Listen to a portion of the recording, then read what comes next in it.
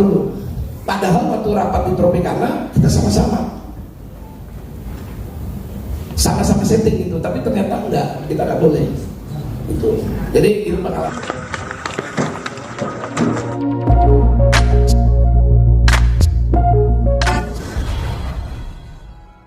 Jadi kita lebih melihat bahwa dari album pertama sampai dengan album terakhir ini yang dikemas sebelumnya perjalanan ini hanya dengan distorsi musik biasa, kita pengen nih kita kemas dengan orkestra sambil merelate antologi perjalanan Godbless.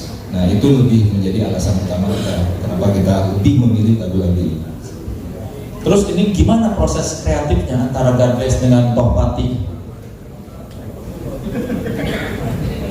Mas Fajar dulu mungkin sebelum kita tanya ke Mas Tohpati. Awalnya ide dasar dari Mas Dian memang ingin kita bikin album yang benar-benar diiringi oleh orkestra, tidak hanya live, benar-benar diiringi orkestra full. Kemudian kita berpikir dari lagu setiap album ini lagu mana aja. Pemilihan lagu itu cukup challenging, juga melibatkan Tohpati. Dari masing-masing mas ada ide lagu ini aja dari Tohpati juga ada ide, termasuk Jalan Pulang itu idenya dari Mas Tohpati. Nah semua album terwakili. Kemudian kita setelah semua materi dipilih, kita ingin dapat bayangan kira-kira paduannya mau seperti apa sih. Nah kita melihat referensi band rock, band metal yang sudah pernah mengemas dengan orkestra. Itu ada beberapa acuan, kita berdiskusi, nah kayaknya seperti ini nih. Nah kita juga komunikasikan dengan Mas Tohpati, beliau juga setuju, kayaknya oke nih gitu. Nah, akhirnya berjalan. Nah, pada waktu di rekaman, proses kreatif mengarrange supaya ini klop itu juga lumayan. Bahkan di studio kita merubah komposisi sedikit dari pakem aslinya. Akhirnya setelah semua selesai, urusan orkestra Mas Tohpati, dan keren banget kita dengar. Ada revisi nggak Mas Tohpati dari Godbless soal komposisi orkestranya? Revisi apa maksudnya? Ya, maksudnya apa mereka? Ini kurang keren atau apa gitu? Enggak, kalau lagu Godbless itu kan udah pakem ya, jadi kayaknya agak serem juga kalau terlalu dirubah banyak gitu. Misalnya beatnya atau bagannya itu kayak dosa saya buat. Jadi sangat menjaga pakemnya Godbless. Jadi kalau orkestra itu untuk mengusung aja, membuat megah. Tapi waktu pelaksanaannya tetap ada adjustment di beberapa part gitu, seperti di Koda yang biasanya enggak menggelegar, tapi saya berpikirnya kalau untuk konser nanti harus menggelegar, jadi Mas diganti jadi lebih sangar lagi gitu, boleh nggak? Boleh. Nah ini sebelumnya sih saya sangat berterima kasih sekali sama mas-mas dan om di sini udah dikasih kesempatan untuk jadi produser. Saya sebenarnya jujur pertama kali kata produser itu nggak ada dari Mas Rocky. Jadi pertama kali jujurnya sebenarnya saya ditelepon, Mas bisa bikinin orkes nggak untuk Godbless? Orkes, oke, orkes aja gitu. Jadi bayangan saya itu cuma apa yang sudah ada saya bikin orkes. Tapi lama-lama ternyata saya baru tahu kalau jadi produser. Jadi berarti saya harus bekerja lebih jauh. Misalnya take vokal saya tungguin, take drum, take gitar. Saya alhamdulillah diberi kepercayaan, dan mas dan om ini sangat baik hati banget, nggak kayak musiknya. Musiknya sangar, tapi orangnya nggak sangar. Jadi ketika saya mau menyuruh Mas Ahmad Albar, Mas diulang boleh nggak, diulang, dia open banget. Dan juga Ian Antono juga seperti itu. Jadi kalau aransemennya itu saya selalu bertukar pikiran sama Mas Ian Antono, Mas boleh nggak seperti ini diganti chordnya begini, terus bassnya jadinya begini. seperti itu terbuka sekali. Dan tidak ada yang ditolak ide-idenya. Saya nggak tahu maksudnya tuh nggak enakan atau enakan sih. Oh, saya bikin nggak pernah nggak enak gitu. Saya nunggu apa yang nggak enaknya. Jangan-jangan di dalam hati nggak enak. Coba jujur Amyan gimana kemarin? Ada sih. Enggak, cuma kerja sama saya sama Tepati bagus. Enak kok, enak. Kadang saya bilang kalau kelebihan gitar hapus aja nggak apa-apa. Nggak apa-apa. Dan banyak yang chord yang memang terkadang dirubah dikit ya, dipanjang. Kehidupan itu interlude itu dipanjang. Ya, itu bagus banget. Tapi ikhlas Om Yan menerimanya. Oh, justru saya belajar itu. Oh, belajar. Ini berapa lama pembuatannya, penggarapan antologi ini? Kalau dari start record rekaman dari drum ya berarti ya.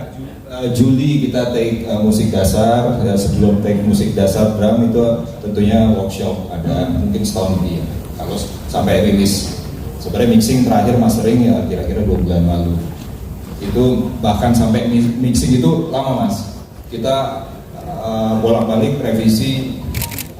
Intinya jangan sampai orkestranya sudah megah sekali, jangan sampai God Bless-nya ini sendiri terkesan seperti band pengiring saja. Jadi dagingnya waktu itu diperbaiki sedikit, jadi itu tuh yang cukup challenging di proses mixing. Bagaimana rasanya mengarahkan legend ini buat rekaman? Pertama deg-degan, tapi lama-lama bingung kok nggak protes-protes. Saya nunggu diprotes, tapi ada sih protesan dari Mas Ian karena kan Mas Ian kan produser handal tahun 90-an kan hitmaker, produser yang menelorkan. Jadi saya mesti jaga-jaga seleranya beliau gitu. Gimana supaya kolaborasinya sama aku pas gitu. Karena aku nggak mau di sini sebagai produser egonya sendiri gitu. Saya cuma mensupport kayak muak-muak nggak kenal lagunya gimana, memoles aja gitu. Karena aslinya emang udah legend gitu loh. Kadang-kadang malah orang berpikir takutnya terlalu dirubah-rubah, orang kecewa seperti itu. Tapi memang dari God Bless harapannya seperti itu, jangan dirubah banyak atau memang sebetulnya kok ini Topati nggak ngasih terlalu banyak perubahan nih? Ya kalau menurut saya dasar dari God Bless itu tetap nonjol. Dan setelah saya dengarkan setelah mastering, ya emang saya seperti yang kita harapin semua. Bagus sih. Bagaimana rasanya Bapak merekam ulang lagu-lagu yang udah puluhan tahun lalu direkam? Coba satu-satu dari Om Ye dulu deh. Ya awalnya sih agak kaku juga buat saya bersama orkestra ini semua lagu-lagunya. Tapi setelah kita jalanin gitu ternyata asik aja, seru, dan banyak sekali masukan dari Mas Topati juga buat kita ya.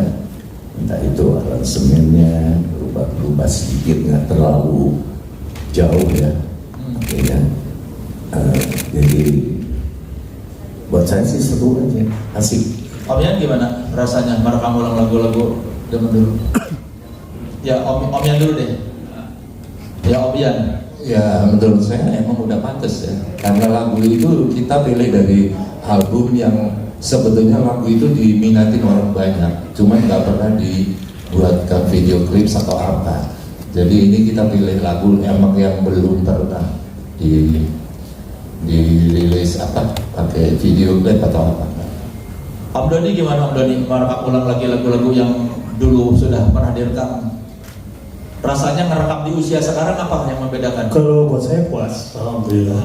Jadi 12 dia startnya itu Topati hidup, ketemu.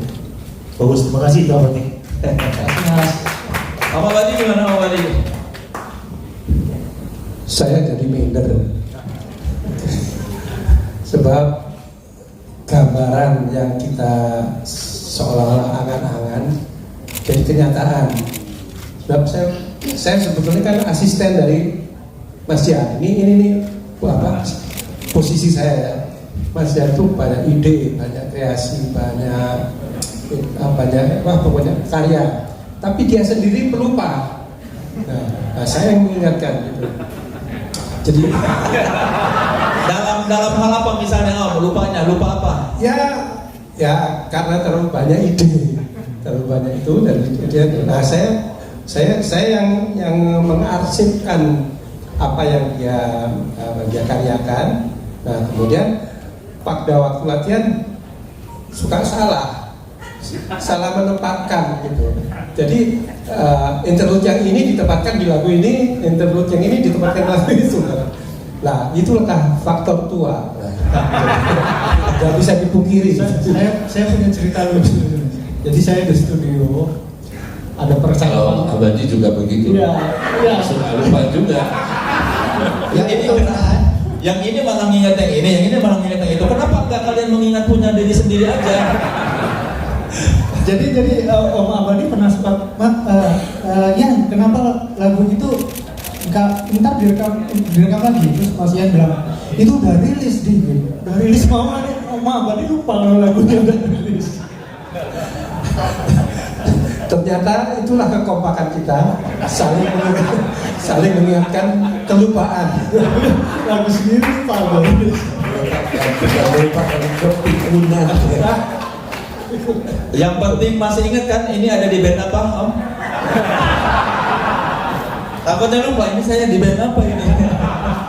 Ya bisa aja. Harapannya apa nih buat God Bless dengan adanya album ini? Dari Mas Fajar deh. Ya harapannya sih kita mengemas album, khususnya merekam kembali lagu-lagu lama. Itu awal memang menjadi ada unsur bebannya, Mas. Jangan sampai yang kita kemas ini ternyata tidak lebih baik dari yang lama. Itu selalu di mindset kita, terutama pada proses akhir kita dengerin. Jangan sampai dianggap kendor nih dari yang lagu aslinya, kehidupan yang begitu menetap di album Semut Hitam. Jangan sampai kita jadi turun gitu ya. Tapi ya syukurnya dengan adanya balutan orkestra dari Mas Topati, memang unsur megah ini yang menambah rekaman baru dari lagu-lagu lama ini menjadi lebih. Kalau teman-teman pada yang sudah dengar di DSP, di Spotify segala macam, mereka bilang gila megah banget. Nah, ya untunglah, jadi tanggapan dari luar juga sesuai harapan kami supaya karya reproduksi ini menjadi diapresiasi yang bagus lah di luar. Apa harapannya buat album antologi ini? Ya, yang jelas artinya saya mensyukuri di umur-umur yang udah kepala 7 nih kita sebagian, artinya masih bisa berkarya dan tampil merayakan 50 tahun. Itu yang saya syukuri, dan mudah-mudahan ini menjadi spirit buat kita dan juga masukan untuk generasi-generasi yang muda bahwa semua bisa asal kita mau. Luar biasa. Boleh tepuk tangan dulu dong. Om Yan, apa Om Yan? Album ini harapannya buat Om Yan? Album ini apa harapannya buat Om Yan? Ya mudah-mudahan di album ini kita bisa turun ke, nggak hanya di Jakarta ya, jadi dengan orkestra ini, jadi bisa ke kota-kota kecil dengan membawa grup yang seperti kayak begini dengan orkestra gitu. Oke. Om Doni? Saya hampir sama dia bahwa hasil karya telah berjalan 4 generasi, 70, 80, 90, dan 2000. Kemudian itu sudah menjadi baku, lagu-lagunya sudah diterima oleh masyarakat, diperkuat oleh Topati dengan warna orkestra. Terima kasih sekali lagi buat Topati. Om Abadi gimana Om Abadi? Ya, namanya juga periode terakhirnya. Jadi, jadi sedih nih Om. bukan Itu Jokowi maksudnya Jokowi. Maksudnya periode akhir itu baru tanah apa gimana gitu? Tidak usah dibahas juga, kami sudah tahu. Periode terakhir kita semangat terus ya. redaksinya kurang tepat, tapi pasti udah tahu lah ya. Ya, kebanggaan kita sebagai God Bless yang merupakan hasil yang sangat mewah ya, ditambah lagi dengan adanya orkestrasi. Namanya orkestrasi adalah sesuatu yang terkoordinir dengan serius, besar, dan mahal. Nah, tapi kita bisa menciptakan ini dan mudah-mudahan nanti live-nya bisa sukses juga. Jadi semuanya itu kita harapkan hasil kita ini yang bukan akhir ya, hasil kita ini bisa menjadi satu tolok ukur buat adik-adik kita. Amin. Ya, mau periode kapanpun yang di depan sini masih beruntung daripada kita sudah sampai ke periode ini. Saya belum tentu. Yang di sini juga belum tentu. Jadi sedih ya. Oke, sekian. Saya mau nanya ke Pak Hendra Lee ini sebagai produser eksekutif. Ini Pak Hendra ini punya sejarah panjang dengan God Bless ya. Dia salah satu manajer pada era 70-an. Dan boleh cerita nggak Pak? Mungkin ada rekan wartawan yang belum tahu bagaimana awal persahabatan antara Pak Hendra dengan God Bless ini? Ya, kita mulai dari awal sama-sama. Karena memang kita perjalanan sudah panjang. God Bless ini saya memberikan kado untuk dalam rekaman orkestra ini sama kado untuk konser God Bless November. Ini Pak Hendra ya Pak? Saya pikir anak gadis Pak. Ya, jadi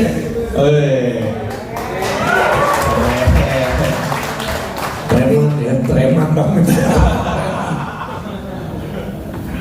suka duka kita tuh panjang dari awal 70-an.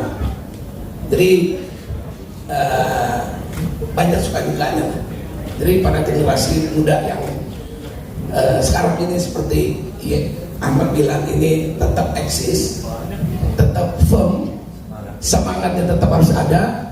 Belajar dari God Bless bisa 50 tahun tetap sehat, tetap eksis di dalam dunia musik. Itu yang penting, dan tetap sehat ya, panjang umur. Kita ini udah rata-rata kepala 7, jadi perjalanan kita ini udah cukup panjang.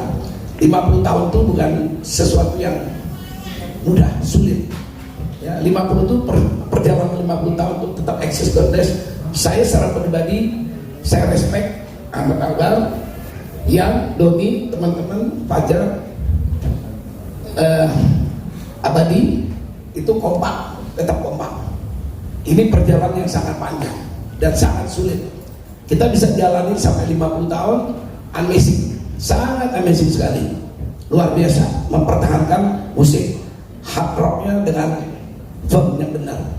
Itu makanya saya dalam melakukan produser untuk rekaman ini, orkestra yang ditangani oleh Topati, mudah-mudahan mempunyai sesuatu yang kedepannya luar biasa. Nah, kita bisa lihat nanti di konser 10 November. Kebetulan saya sekaligus menjadi produsernya untuk membuktikan 50 tahun ini God Bless patut ditonton, harus ditonton, lain dari yang lain. Itu aja. Terima kasih. Gimana Pak bisa kerjasama lagi dengan God Bless setelah sekian lama mungkin tidak kerjasama dan sekarang diajak jadi produser eksekutif? Ceritanya gimana? Kita sama God Bless itu udah keluarga besar, bukan siapa-siapa. Artinya selalu kita tetap kumpul keluarga besar. Jadi ya ini yang saya bilang, dalam 50 tahun ini kan sesuatu yang sakral. Yang 50 tahun itu berat itu. Kita tunggu sampai 50 tahun itu nggak gampang gitu. Ya, kita kan ya namanya dalam perjalanan banyak suka dukanya, ya kan. Kita juga harus tetap eksis, sehat, Mas. Kalau kita bisa tempuh sampai 50 tahun ini, sesuatu yang luar biasa. Kita tetap kompak, kita keluarga besar. Itu aja. Kalau buat Pak Hendra apa arti album antologi ini? Wah, kalau saya bilang ini ya saya nggak bisa memuji diri sendiri ya, itu luar biasa. Nanti aja didengerin lagunya, mempunyai roh. Kalau lagu ini itu punya roh, didengerin aja, pakai hati, pakai perasaan, itu luar biasa.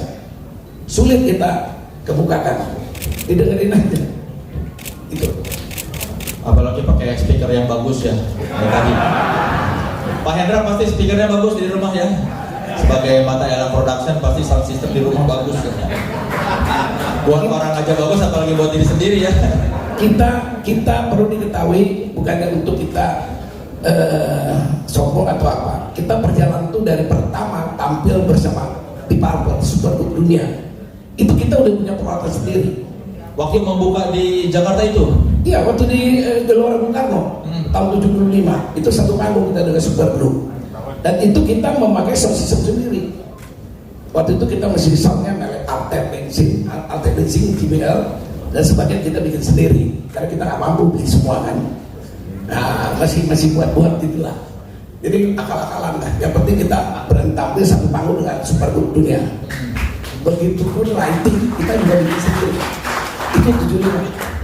Mumpung lagi membahas di Purple, katanya kan harusnya God Bless itu 2 kali ya manggungnya yang ya. Enggak, bukan yang di Jakarta. Yang di Jakarta yang pertama kali di Purple kesini kan harusnya 2 hari. Ya.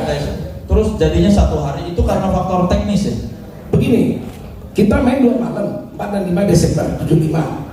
Tapi pada waktu kita rapat di Tropicana ER, kita sudah confirm, jadi sama-sama setting alat di Purple dan kita. Tapi ternyata di Purple alatnya nggak bisa keluar, karena kita pakai Boeing 737 pertama di Halim mendarat. Itu ada kesulitan keluar, sehingga alat-alatnya baru bisa disetting udah sore. Jadi kita nggak kebagian setting. Setelah selesai baru kita harus setting, penonton udah dobrak masuk. Nah di situ kita lihat nggak mungkin, siapa yang paling bertanggung jawab.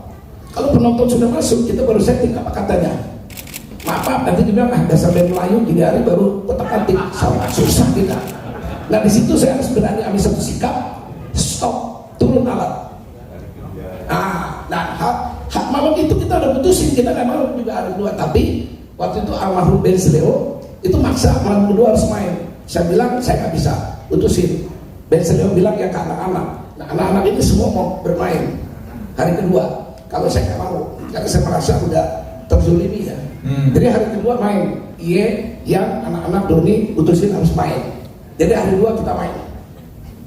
Sebetulnya memang dia Supergroup, tapi tetap namanya Supergroup pasti ada trik-trik yang mereka nggak mau kita tampil secara utuh.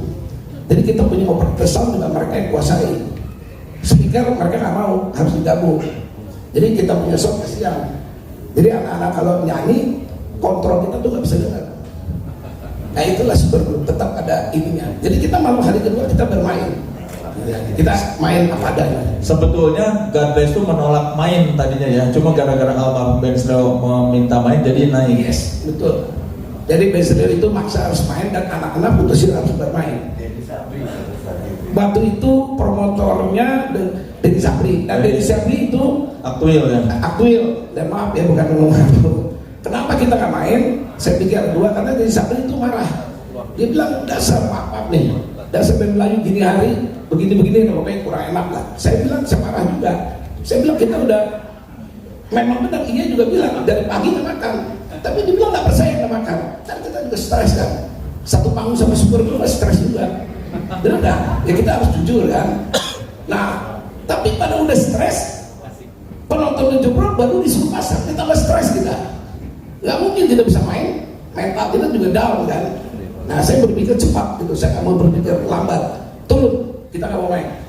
Emang itu ambil putusan yang sangat berani gitu. Dan promotor nggak ngizinin God Bless ngeset duluan ya sebelum alat di Purple masuk. Nggak bisa, harus dipapel dulu. Padahal waktu rapat di Tropicana kita sama-sama setting gitu, tapi ternyata enggak, kita nggak boleh. Itu. Jadi itu pengalaman pahit kita bersatu panggung, tapi Supergroup memang dipapel zaman itu memang dia top dunia, sangat luar biasa. Bisa satu panggung, ini satu kebanggaan sih. Gitu. Ya buat yang mungkin Gen Z nggak mengerti yang dibicarakan silahkan lihat di YouTube bahkan. Ada itu konser tahun 75 ya itu Dari tadi kan ngomong apa ini yang dibicarakan? Ciri-ciri orang 70s ngomong Deep Purple, Deep Purple. Nah, kita bisa menerka-nerka generasinya. Oh. Ya Pak Hendra ya, Pak Hendra saking seumurannya manggil Gabres anak-anak. Kita kayak, aduh nggak pantas ya sebenarnya. Tapi iya. Terima kasih, boleh tepukan buat Pak Hendra. Mas Topati, orkestra banyak di kita. Kenapa ngajak pemain dari Cekoslovakia yaitu dibacanya Czech Symphony Orchestra? Sebenarnya sih saya cuma mengusulkan aja, tapi keputusan kan ada di Om. Dan Om setuju untuk pakai sana karena ya mereka kan sudah pernah bekerja sama dengan semua orkestra tadi di sini ya. Terus baik orkestra gede atau kecil atau rekaman udah pernah mereka. Jadi kalau misalnya dikasih dengan dikaitkan dengan 50 tahun ini harusnya spesial gitu. Nah, spesial ini gimana caranya ya salah satunya dengan balutan orkestra di luar itu diharapkan jadi lebih